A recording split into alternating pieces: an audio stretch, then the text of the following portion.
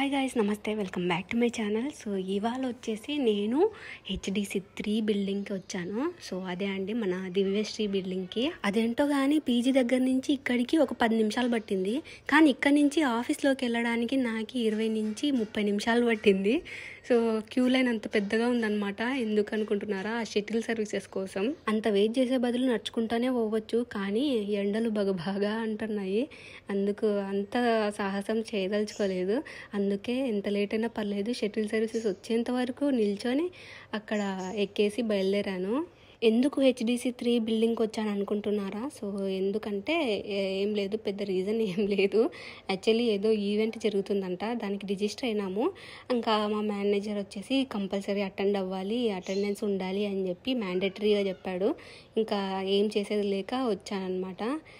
నేను మా మేనేజర్ మాత్రమే ఉన్నాం, మిగతా వాళ్ళకందరికీ వర్క్ ఫ్రమ్ హోమ్. యాక్చువల్లీ ఆ ఈవెంట్ వచ్చేసి ఒక యోగా సెషన్స్ అనుకోండి, మళ్ళీ ఈవెంట్ పేరు చెప్తే బాగోదు, అందుకు లైక్ యోగా సెషన్స్ కండక్ట్ చేస్తున్నారు. ఇంకా ఈ బిల్డింగ్కి వస్తే నాకు పెద్ద తలనొప్పి ఏంటంటే ఆ లిఫ్ట్లు. సీట్ బుకింగ్ అలాంటివి ఏం చేసుకోలేదు. అసలుకి ఈవెంట్ ఎక్కడ జరుగుతుందో తెలియదు. కేఫ్ అని చెప్పారు. అక్కడ ఏ కెఫెటేరియాకి వెళ్ళాలో అర్థమే కాలేదు, ఏ ఫ్లోర్కి వెళ్ళాలో కూడా తెలియదు. నేను ఏం చేశాను తెలుసా? ID కార్డు ఉంటుంది కదా యాక్సెంచర్ వాళ్ళది. సో వాళ్ళు ఎటు పోతే అటు వెళ్తూ ఉన్నా అనమాట. ఏదో ఒక లిఫ్ట్ ఎక్కేసినాను. అది లిఫ్ట్ ఏ ఫ్లోర్కి తీసుకెళ్తాదో కూడా తెలియదు.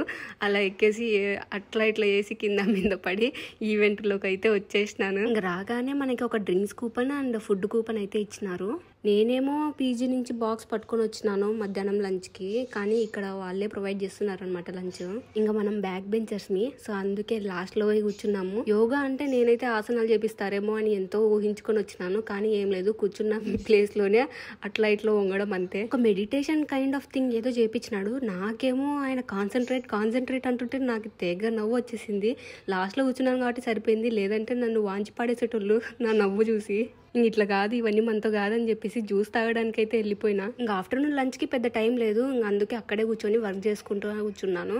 మాకు ఫుడ్ వచ్చేసి షెరిటన్ హోటల్ నుంచి తెప్పించారనమాట. ఆ డబ్బాలు చూసి నేను పిజ్జా అనుకున్నాను, కానీ నా పిచ్చి కాకపోతేను మన హెల్త్కి సంబంధించి కేర్ తీసుకొని వాళ్ళు యోగా సెక్షన్లు పెడితే మళ్ళీ పిజ్జాలు ఎందుకు మనతో తినిపిస్తారు చెప్పండి. సో మళ్ళీ మీకు చూపిస్తాను ఏమి పెట్టారనేది. ఇంకా నేను వచ్చేసి మా మేనేజర్ కోసం వెయిట్ చేస్తూ కూర్చున్నాను. సో ఆయనకి ఏదో మీటింగ్ ఉందంట, ఒక కాల్ ఉందని చెప్పేసి వెళ్ళాడు. ఇంకా ఆ డబ్బాలు అయిపోకూడదు అని అనుకుంటా కూర్చొని వాటికి వెళ్ళి చూసుకుంటా కూర్చున్నా. అంటే మనకి ఒక ఆత్రం అనమాట, ఆ డబ్బాలో ఏముందో, ఆ డబ్బాల్లో ఉన్న వాటిని తినాలి అని. సో ఫైనల్గా అయితే ఆ డబ్బాని పట్టుకొచ్చేసిన. ఒక దాంట్లో వచ్చేసి వెజిటేబుల్ సలాడ్, ఇంకోటి వచ్చేసి శాండ్విచ్. దాంట్లో అయితే వెజిటేబుల్స్ అయితే ఉన్నాయి, కానీ దాని పేరు నాకు తెలియదు, శాండ్విచ్ అని మాత్రం తెలుసు. ఇంకొకటి కేక్, ఇంకో డబ్బాలో కూడా కేక్ ఇచ్చినారు. ఇంకోటి రియల్మీ ఫ్రూటీ అనమాట. అదేందబ్బా ఎగుటయ్యేటట్టు 2 కేక్ డబ్బాలు ఇచ్చినారు నాకే అనుకున్నా. యాక్చువల్లీ నాకు బై మిస్టేక్ 2 వచ్చినాయి. ఇంకొక దాంట్లో పొటాటో ఫ్రై ఉండే అనమాట, కానీ బై మిస్టేక్ నాకు 2 కేక్ డబ్బాలే వచ్చాయి. ఒక డబ్బా తినేసి ఒక డబ్బా బ్యాగ్లో పెట్టుకున్నాను చక్కగా. ఇంకా లంచ్ అయిపోగొట్టుకొని ఇంకా కాసేపు వర్క్ చేసుకునేసరికి ఇంకా ఈవినింగ్ అయిపోయింది. నాకు 4:30కే కదా లాగ్ ఆఫ్. సో ఇంకా లాగ్ ఆఫ్ చేసేసుకొని కాఫీ తాగుదామని కెఫెటేరియాకి అయితే వచ్చినాను. యాక్చువల్లీ ఇక్కడ ఒక సంఘటన జరిగింది, చెప్తే నవ్వుతారు. నేనైతే ఆ టీ బ్యాగులు ఏడబడేయాలా అని డస్ట్బిన్ కోసం వెతుకుతా కూర్చున్నాను. ఇక్కడ ఇన్బిల్ట్ అనమాట. అక్కడైతే ఒక డస్ట్బిన్ ఉండేది, అక్కడ వేసేవాళ్ళం. ఇక్కడ ఇన్బిల్ట్ ఆ కబోర్డ్లోనే ఉంది. యాక్చువల్లీ తెలుసు, బట్ మర్చిపోయినాను అనమాట. ఎక్కడుంది అబ్బా డస్ట్బిన్ అని ఎత్తుకుతా కూర్చున్నా. కామెడీ అనిపించింది. నాకు ఒకటి అనిపిస్తుంది, ఎప్పుడైనా కానీ మనం సింగిల్గానే ఉండి ఇండిపెండెంట్గా ఉండి ఎలాంటి ఫ్రెండ్స్ అలా లేకుండా సింగిల్గా వెళ్ళడం వస్తూ ఉండడం అలాంటివి చేస్తూ ఉన్నప్పుడు కొన్ని పనులు జరుగుతాయి, కొన్ని యాక్షన్స్ చేస్తూ ఉంటాం. వాటిని మనం తలుచుకుంటా ఉంటే ఏంది ఇంత తింగరదాన్న నేను అని అనిపిస్తుంది. అంటే ఎవరైనా అలా ఒకవేళ మీకు అలాంటి ఎక్స్పీరియన్స్ ఉంటే చెప్పండి. నాకైతే అలానే అనిపిస్తుంది, అబ్బా పెద్ద తింగరదాన్ని నేను అని అనుకుంటా ఉంటాను. మనమే ఎవరి సహాయం లేకుండా నేర్చుకోవడము తెలుసుకోవడం జరుగుతూ ఉంటుంది. నేను చెప్పింది అర్థమైందో లేదో తెలియదు, అర్థం కాకపోతే వదిలేయండి లైట్. ఇంకా ఆఫీస్ అయిపోగొట్టుకొని బయటకు అయితే వచ్చినాను. ఇంకా ఒక సబ్స్క్రైబర్ అయితే కనిపించినారు, ఇంకా మాట్లాడుకుంటూ బయటకైతే వచ్చేసినాను. ఇంకా ఆఫీస్కి దగ్గరలోనే కాజగూడ సర్కిల్ కాడే కొన్ని హాస్టల్స్ అనేవి ఉంటాయి, లేడీస్ పీజీస్. ఇంతకుముందు ఇక్కడే ఉండేదాన్ని అనమాట. సో ఇక్కడ అవి కొన్ని క్లాత్స్ అయితే మర్చిపోయినాను మా ఫ్రెండ్ దగ్గర పెట్టేసి, ఇంకా అవి తెచ్చుకుందామని చెప్పేసి నడుచుకుంటా వచ్చినాను. ఇంకా తీరా చూస్తే మా ఫ్రెండ్ లేదు, లాక్ వేసుకొని ఎక్కడికో వెళ్ళిపోయింది. తను యాక్చువల్లీ మా ఫ్రెండ్ వాళ్ళ ఫ్రెండ్ అనమాట, అందుకే నా దగ్గర కాంటాక్ట్ నెంబర్ కూడా లేదు. ఇంకా అందుకు మళ్ళీ రిటర్న్ అయితే వెళ్ళిపోయినాను. ఇంకా రిటర్న్ అంత దూరం మళ్ళీ నడచలేము, ఇంకా ఏదో ఒకటి ఊబర్ బుక్ చేసుకుందాం అనుకున్నా. ఆ నుంచి డైరెక్ట్ బస్సెస్ ఉండవేమో రాయదుర్కి అని చెప్పేసి ఊబర్ చేసుకుంటేనేమో అదేమో క్యాన్సిల్ అయిపోతా ఉంది. ఇంకా అసలుకి బుక్ అవ్వాలన్నమాట ఊబర్. అందుకే కొంచెం దూరం నడుచుకుంటూ అక్కడికి వచ్చాను, అక్కడికన్నా వస్తే బుక్ అవుతుందేమో అని చెప్పేసి. కానీ ఎట్లనో బస్సు వచ్చిందనమాట జేఎన్టీయూ. సో అవి ఖచ్చితంగా రాయదుర్కి వెళ్తాయి కదా అని చెప్పేసి ఇంకా రాయదుర్కి ఎక్కేసి నేను స్టేషన్కి అయితే వచ్చాను. అన్నట్టు చెప్పలేదు కదా, నేనైతే ఇంటికి బయలుదేరాను అనమాట. ఇంకా స్టేషన్కి అయితే వచ్చినాను. ఇక్కడ ట్రైన్కి ఇంకా చాలా టైం ఉందని చెప్పేసి ఏసీ వెయిటింగ్ హాల్లో అయితే కూర్చున్నాను.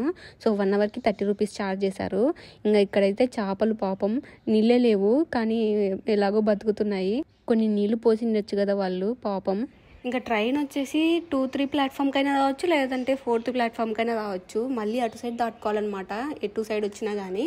అందుకు సేఫర్ సైడ్గా ఎందుకని చెప్పేసి పైనే స్టెప్స్ దగ్గర కూర్చున్నాను. నాకు చాలా బాధ కలిగించిన ఒక సంఘటన అయితే చూశాను. మన బ్యాగులు మోసుకెళ్తున్న కూలీలు, నాకైతే ఇక్కడ అంకుల్ని చూసి నాకు చాలా బాధ అనిపించింది. 4 బ్యాగులు మోసుకెళ్తున్నాడు, తల మీద 2 బ్యాగులు, ఇటు సైడ్ చేతికి 2 బ్యాగులు తగిలించుకొని వెళ్తున్నారు. మనం ఒక్క బ్యాగ్ మోయడానికి అల్లాడిపోతాం, అలాంటివి వాళ్ళు అన్ని బ్యాగులు మోసి అన్ని స్టెప్స్ ఎక్కి, నాకైతే వాళ్ళకి ఎంత డబ్బులు ఇచ్చినా కానీ తక్కువే.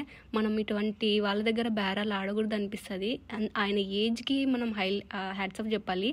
మనం ఈ ఏజ్లోనే బ్యాగులు మోయలేము, కానీ ఆయన ఏజ్కి 4 బ్యాగులు మోయడం అంటే చాలా గ్రేట్. కానీ ఏం చేస్తాం, వాళ్ళ కుటుంబ పరిస్థితులు అలాంటివి, అంతే. ఇంకా మా ఊరికైతే వచ్చేసినాను. మా నాన్నేమో ఫోన్ సైలెంట్లో పెట్టుకున్నాడు. ఇంకా తీరా దిగిన తర్వాత ఎన్నిసార్లు ఫోన్ చేసినా ఎత్తట్లేదు.